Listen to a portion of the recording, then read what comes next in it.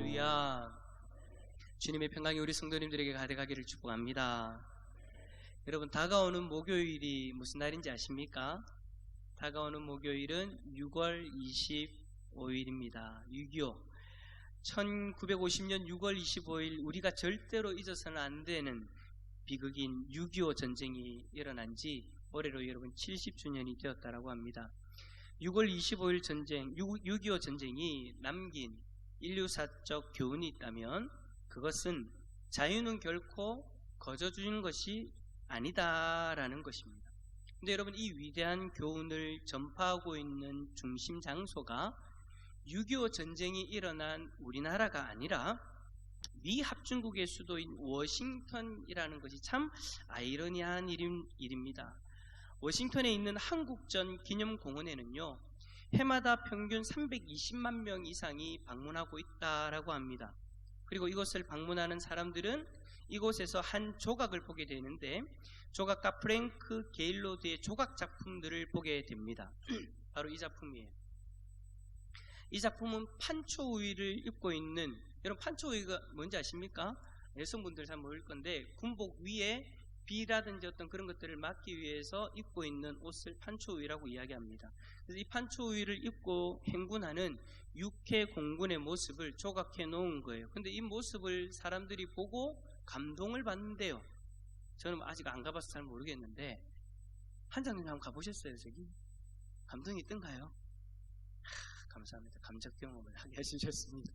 감동을 많이 받는데요. 근데 거기에 저 행렬의 끝에 보면 글자가 새겨져 있는데, 땅바닥에 글자가 새겨져 있는데, 그 문구를 해석한 걸 제가 한번 읽어드릴게요. 여러분 글로 한번 보십시오. 우리 미 합중국은 조국의 부름을 받고 한 번도 나가지 못했던 사람들, 전혀 알지도 못했던 자유의 나라를 위해 달려갔던 자랑스러운 우리의 딸과 아들에게 깊은 경의를 표한다 라고 그렇게 저렇게 딱 적혀 있는데, 그리고 그 글씨 아래쪽에 보면 선명하게 새겨진 불멸의 메시지가 하나 더 있다고 합니다. 자유는 결코 주어지는 것이 아니다. Freedom is not free. 우리 교회 와서 처음으로 영어를 읽어봤습니다. 자유는 결코 거저 주어지는 것이 아니래요.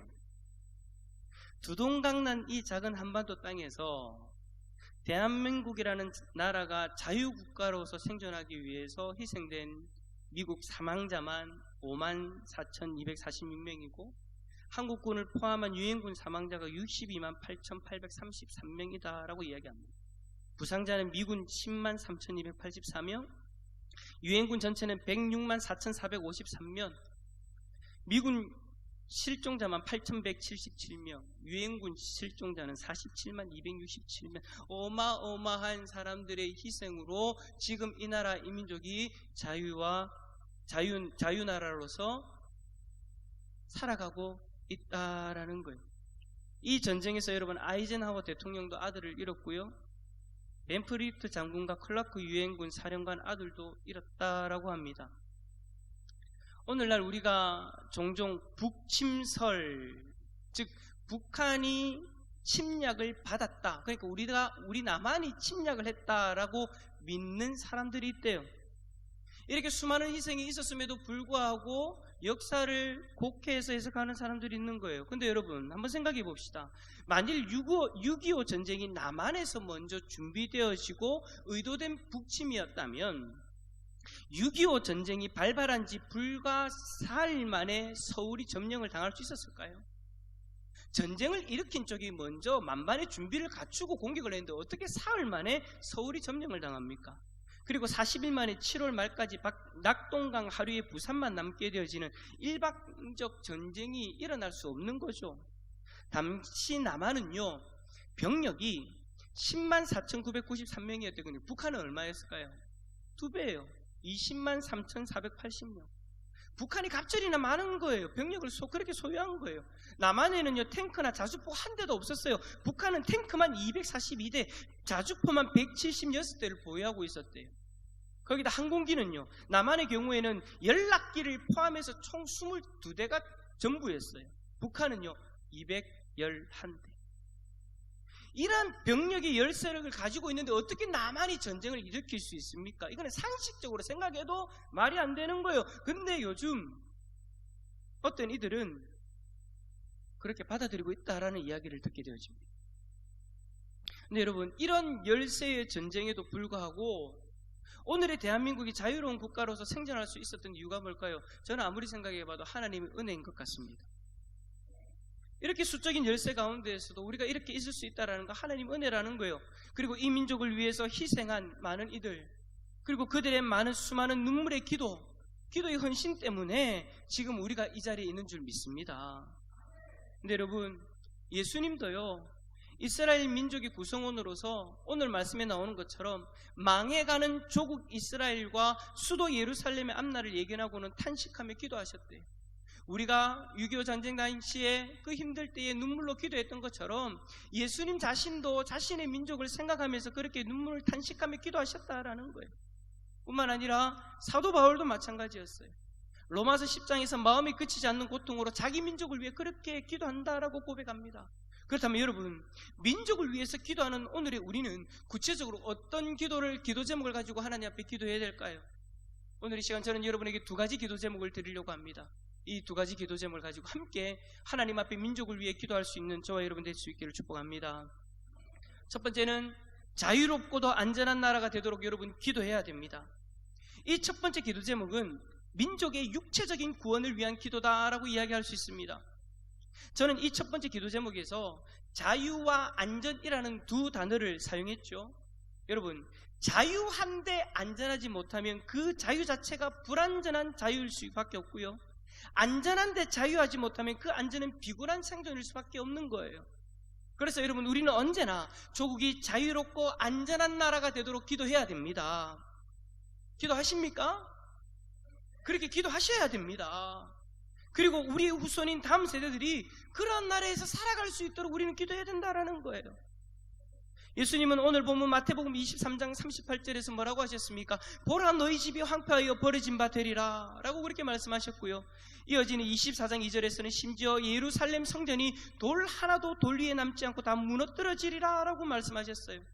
근데 여러분, 이 말씀은 역사 속에서 문자 그대로 이루어졌죠. 주 70년 로마의 디도 장군이 이끄는 군대는 이스라엘을 침공해서 예루살렘을 파괴하고 예루살렘 성전을 문자 그대로 돌 하나 남기지 않고 무너뜨려 버렸습니다. 지금 예루살렘에 방문하는 분들은요, 서쪽에 벽 하나, 그 벽 하나 남겨진 그 벽 하나만을 바라볼 수 있는데 그 벽을 붙잡고 유대인들은 눈물로 기도한대요. 나라를 위해서. 그럼 여러분, 그 벽이 무슨 벽인지 아십니까? 통곡의 벽이라고 하잖아요. 마태복음과 같은 맥락의 말씀이 누가복음 19장 41절과 42절에 기록되어 있는데 거기서는 예수님이 슬피 우시는 장면이 나옵니다. 가까이 오사 성을 보시고 우시며 이르시되 너도 오늘 평화에 관한 일을 알았더라면 좋을 뻔하였거니와 지금 내 눈에 숨겨졌도다. 예수님은 자유와 안전을 잃어버리고 고통 가운데 거하고 있는 그 이스라엘의 미래를 보시고 우시는 거예요. 그 미래를 보고 우셨던 그 일이 실제적으로 그 이스라엘 가운데 일어나죠. 이스라엘의 자유와 안전이 다 빼앗겨져 버립니다.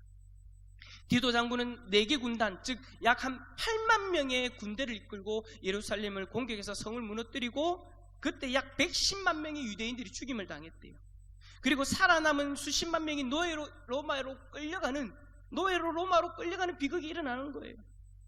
이때 유대인 애국자들 한 무리가 예루살렘의 남쪽, 즉 사해 서쪽 약 4km 지점 떨어져 있는 헤롯의 천연 요새 산성인 마사다로 도망을 가는데 그곳에서 로마인들과 최후의 항전을 계속했다고 합니다. 그러다가 3년의 시간이 지났어요. 로마의 실바 장군이라는 사람이 와가지고 10군단의 대대적인 공격을 퍼붓는데 그때 로마 노예가 되기보다 차라리 죽음을 선택하겠다라고 여기에 있는 유대인들이 결의했다고 합니다. 이때 유대인 지도자 엘리아살 벤 야일은 다음과 같은 유명한 연설을 남깁니다. 동지들이여, 우리는 지금까지 의로우신 하나님 외에 그 누구에게도 굴복한 일이 없습니다. 그러나 지금 우리는 이방인 로마의 손에 죽거나 아니면 그들의 노예가 되는 길을 선택할 순간이 가까워지고 있습니다. 동지들이여, 차라리 명예로운 죽음을 선택합시다. 자유의 몸으로 죽음을 선택합시다. 그리고는 극단적인 죽음을 면한 2명의 여인과 5명의 아이들을 제외하고는 마사다 언덕에 올랐던 그 나머지 유대인들은 장렬하게 자결을 하고 최후를 맞이합니다. 지금도 이스라엘 군인들은요, 인관할 때에 이 언덕에 올라가서 이렇게 외친다고 합니다. 우리는 다시 함락되지 않으리라. 다시는 마사다의 비극이 없기를 그렇게 외치고 나라의 충성을 맹세한다라고 합니다. 그러나 여러분, 이 예루살렘과 마사다 못지않은 비극의 현장이 바로 이 땅이었어요. 이 땅 한반도 땅이었음을 우리는 잊지 말아야 합니다. 남북한 군인 사상자가 모두 약 300만 명, 민간인 사상자도 약 300만 명, 합계 약 600만 명이 죽거나 다쳤고 전쟁 미망인이 약 20만 명, 전쟁 고아가 약 10만 명, 이상 가족 약 1000만 명. 그리고 공산군의 점령지에서 그 어떤 계층보다도 더 핍박받고 투옥되고 고분당한 사람들이 기독교 지도자들과 그리스도인들이었습니다. 실로 인류의 역사상 그 유래를 찾아보기 어려운 이 비극적 전쟁이 바로 한반도 이 땅에서 6.25 그날 일어났다는 것을 우리는 잊지 말아야 합니다. 지금도 우리의 자유와 안전이 위협을 받고 있습니다. 70년 전에 그 일이 일어났는데 지금도 아직까지도 우리의 자유와 안전이 위협받고 있다라는 거예요. 여러분 매스컴 통해서 다 들으셨을 거예요. 북한은요, 지난 6월 16일 날 개성공단에 위치한 남북 공동연락사무소를 폭파하고 연일 우리를 위협하고 협박하고 있습니다. 이 상황 속에서 6.25 전쟁의 비극을 기억하는 우리라면 다시는 이런 비극이 없도록 자유와 안전이 보장되는 미래의 조국이 되도록 우리는 기도해야 됩니다. 애국? 다른 건 아닙니다. 우리가 할 수 있는 애국을 합시다. 그것은 이 나라 이 민족의 자유와 안전을 위해 우리의 무릎을 하나님 앞에 꿇어야 됩니다. 그런데 참 안타까운 것은 나라가 이 지경에 있는데, 이 위기 가운데 있는데 하나님 앞에 무릎을 꿇지 않는 그리스도인들이 있더라는 거예요. 북한이 연일 위협을 하고 있고 정치적으로 혼란을 경험하고 있고 이념적인 분단을 그런 경험하고 있는 상황 속에서, 코로나의 위협을 받고 있는 상황 속에서, 경제적인 위협을 받고 있는 상황 속에서 나라가 지금 자유와 안녕이 지금 무너지게 되어져 있는데 끝까지 무릎을 꿇지 않고 있는 그리스도인들이 있더라라는 것입니다. 사랑하는 성도 여러분, 기도하는 그 특권을 가지고 있는 여러분이라면 하나님 앞에 지금 당장 무릎을 꿇어야 됩니다. 애국의 무릎을 꿇어야 됩니다. 그래서 이 나라 임족을 위해 기도할 때에 응답을 받는 우리 모두가 되어야 됩니다. 간절히 부탁을 드립니다. 권면도 아니고요, 명령은 더더욱도 아닙니다. 부탁드립니다. 이 나라의 민족을 위해 애국의 무릎을 꿇어 주십시오. 여러분이 애국의 무릎을 꿇어 주셔야 여러분의 자녀, 여러분의 손주가 이 땅에서 자유와 안전을 누릴 수 있습니다. 두 번째로, 우리나라가 메시아를 영접하는 나라가 되도록 기도해야 됩니다.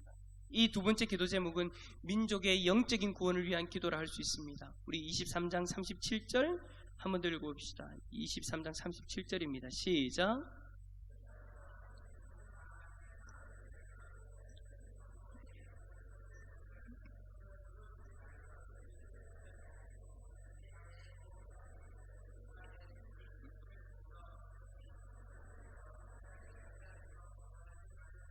아멘. 구약 선지자들이 전한 메시지 중에 가장 중요한 메시지가 무엇이었습니까? 그것은요, 오실 메시아를 기다려라, 메시아를 영접할 준비를 하라라는 메시지였습니다. 사실 이 이스라엘이 오실 메시아를 영접하고 하나님을 진실로 경외하는 민족이 된다면 그 자체가 민족의 번영을 약속받는 것이었습니다. 그러나 불행히도 당시 이스라엘 민족들은 예수님을 메시아로 받아들이는 일을 무관심하거나 적대시하였습니다. 예수님은 그 자체를 민족의 위기로 보신 거예요.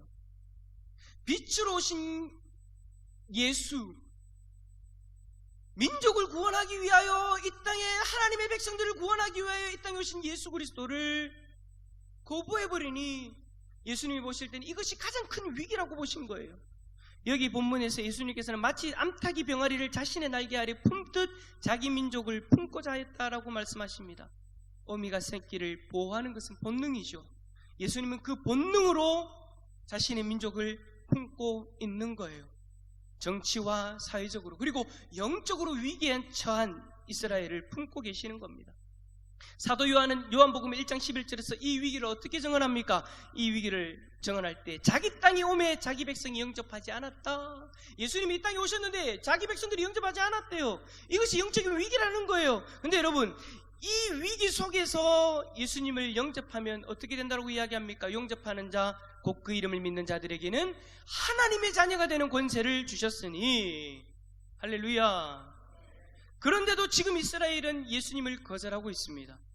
그래서 바울 사도는 이 때문에 가장 큰 기도 제목을 가지게 되었어요. 로마서 10장 1절 말씀, 형제들아 내 마음에 원하는 바와 하나님께 구하는 바는 이스라엘을 위함이니 곧 그들로 구원을 받게 하려 함이라. 이것이 얼마나 절실한 바울의 기도 제목이었는가를 로마서 9장 1절에서 3절에서 이야기합니다. 한번 화면을 보면서 여러분이 한번 읽어주시겠습니까? 로마서 9장 1절에서 3절 시작. 내가 그리스도 안에서 참말을 하고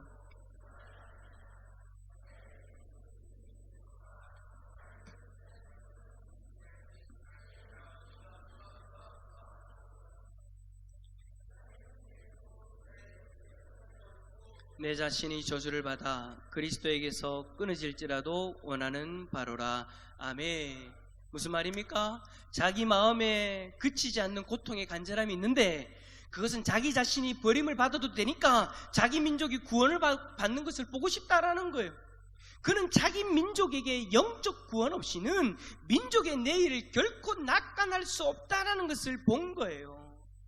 사실 예수님께서 자기 민족에게 주시고자 했던 최고의 선물은 자기 자신이었습니다. 우리에게도 마찬가지예요. 6.25는 비극입니다. 하지만 어떤 의미에서는 새로운 민족의 희망이다, 희망의 시작이다 라고도 이야기할 수 있습니다. 사실 여러분 1907년에 평양 대부흥이 일어나지 않습니까? 이후에 한국교회가 본격적으로 부흥을 경험하게 된 것은 6.25 전쟁 직후였습니다. 1950년 6월 25일 전쟁이 발발하던 그날 주일 저녁 한국교회가 존경하는 영락교회의 한경직 목사님은 매우 예언적인 설교를 하셨습니다. 설교의 일부분을 읽어드릴게요. 하나님은 공의의 하나님이십니다. 어떠한 불행이라도 의로운 사람에게는 그것이 행복으로 바뀌도록 하십니다.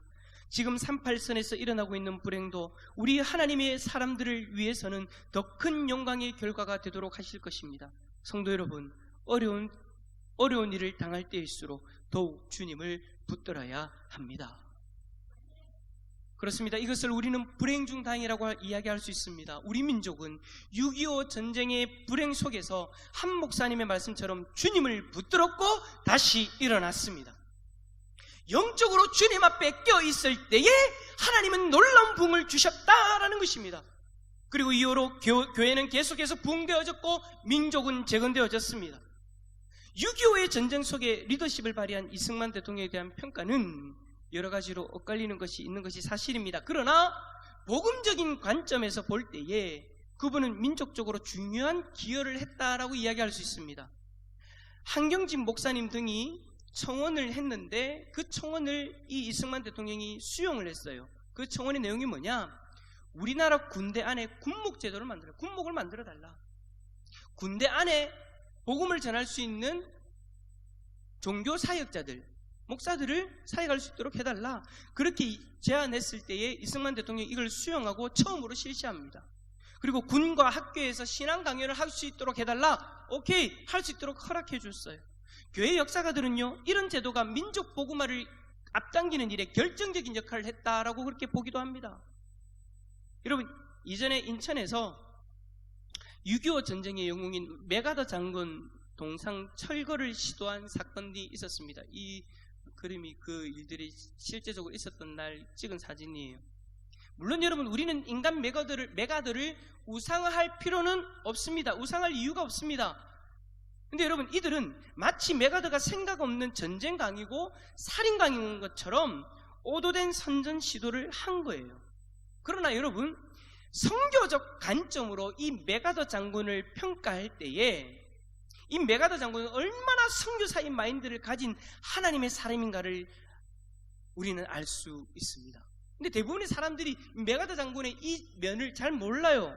어떻게 했냐면, 이 메가더 장군이 일본의 항복을 받아낸 이후에 그가 일본에 대해서 가장 큰 관심을 가졌던 분야가 뭐냐면 일본의 복음화였습니다.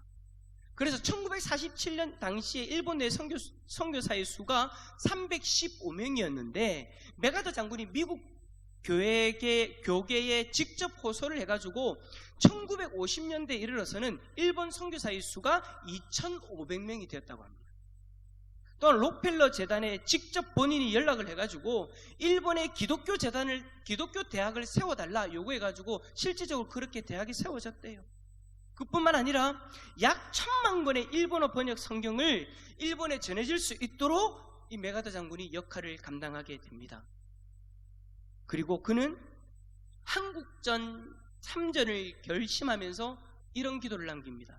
하나님, 또 하나의 전쟁을 원하지는 않습니다.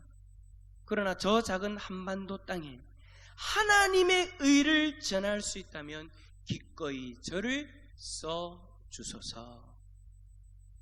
하나님은 메가더 장군과 이 민족의 그리스도인들의 기도, 그리고 전 세계 그리스도인들의 기도를 들으시고 우리 민족을 구원하셨다라고 저는 믿습니다. 메가더 장군이 1950년 9월 19일 수도 서울을 회복한 이후에 환도 행사에서 이 행사에 요구하실 것이 있습니까? 라는 그 질문에 이 메가더 장군이 뭐라고 대답을 했느냐? 주기도문을 함께 고백할 것을 제안합니다 라고 그렇게 고백했고 제안을 했고 그곳에서 실제적으로 주기도문을 함께 고백했다라고 합니다. 저 장면이 역사적인 장면을 사진으로 남겨놨죠. 사랑하는 성도 여러분, 하나님은 많은 이들의 간절한 기도와 그리고 헌신을 통해서 우리에게 믿음이 주어졌고 그 믿음으로 말미암아 참된 우리가 부흥을 경험하며 지금껏 왔습니다. 그리고 그 은혜를 우리가 누리고 살아왔습니다. 이제 앞으로 우리 민족의 미래를 위해서 누가 기도해야 되겠습니까? 바로 지금 저와 여러분인 줄 믿습니다. 이 민족의 구원을 위해 기도합시다. 시간이 흐를수록 더 혼란스럽고 어려워지는 상황 속에서 답은요, 믿음밖에 없습니다.